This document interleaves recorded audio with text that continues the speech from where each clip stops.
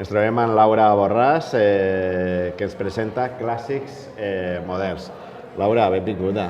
Clàssics moderns. Un poc continuació d'un anterior treball que era Per què llegir els clàssics avui. Exacte.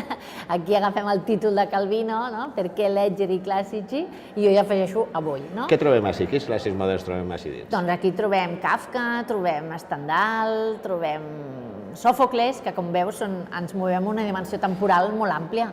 Jo reivindico el paper dels clàssics avui i, per tant, la modernitat dels clàssics en forma de la seva vigència. No importa quan hagin estat escrits, importa que continuen tenint coses per dir-nos avui.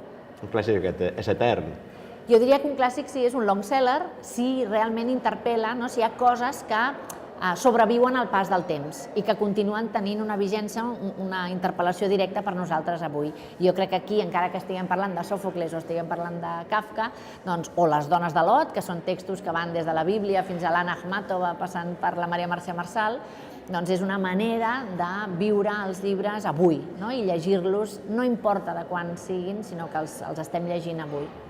Què transmeteixen a la societat actual llegir un clàssic? Evidentment està la vigència, però en aquest contingut perquè hi ha un anacronisme en el temps. De fet, el que fa el clàssic és lluitar contra aquest anacronisme, vèncer-lo, no? Quan jo dic aquí parlo de Sòfocles i parlo de l'Èdip Rei, per mi l'Èdip Rei hauria de ser de lectura obligada avui en dia per tots els que tenen responsabilitats polítiques, per exemple, perquè és un text en què ens mostra el valor d'estar d'acord amb la pròpia veritat i no amb l'opinió col·lectiva, en el sentit de dir que un ha de fer el que creu que ha de fer per la convicció, la força i no cedir a la hipocresia social. Llavors, encara que això signifiqui condemnar-se, que és el que li passa a Èdip. Per tant, jo crec que en aquest sentit, fixa't que d'anacronisme gens en té una vigència absoluta. I en canvi, per això jo reivindico que aquests textos continuen dialogant amb nosaltres avui, superant la barrera del pas del temps. En el llibre tractes d'Èdip Rei, tractes de la metamorfosi, de Kafka, de la cartoixa de Parma, de la duquessa Sanseverina, i parles de les dones de Lot. Sí. Són fills diferents, però parles un poquetet de cada un.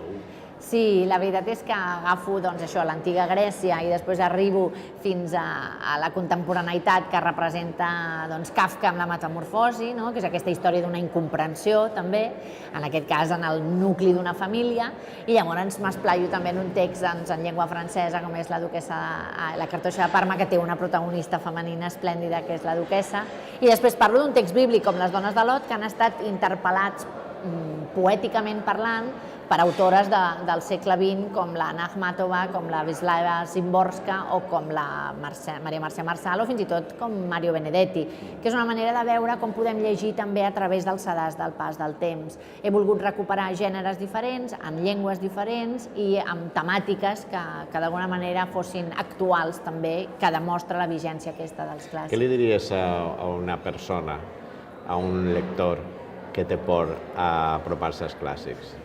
Els clàssics fan respecte perquè ens semblen que són cims de la història de la literatura i llavors, evidentment, entranyen una dificultat. Al mateix temps, els clàssics són llibres que tothom creu que en sap coses perquè n'ha sentit a parlar, però que molt poca gent probablement hagi llegit. Llavors jo diria, acostem-nos als clàssics. Jo amb aquest llibre intento fer de pont, de guia, de passarel·la, una mica donar una mica d'informació perquè sigui més fàcil l'acollida. No ens podem ubicar en segons quin lloc, com no podríem pujar a l'Everest sense haver fet una preparació. Per tant, una mica aquí és cobrir aquesta distància entre nosaltres i el text perquè quan entrem en el text tinguem una major comprensió.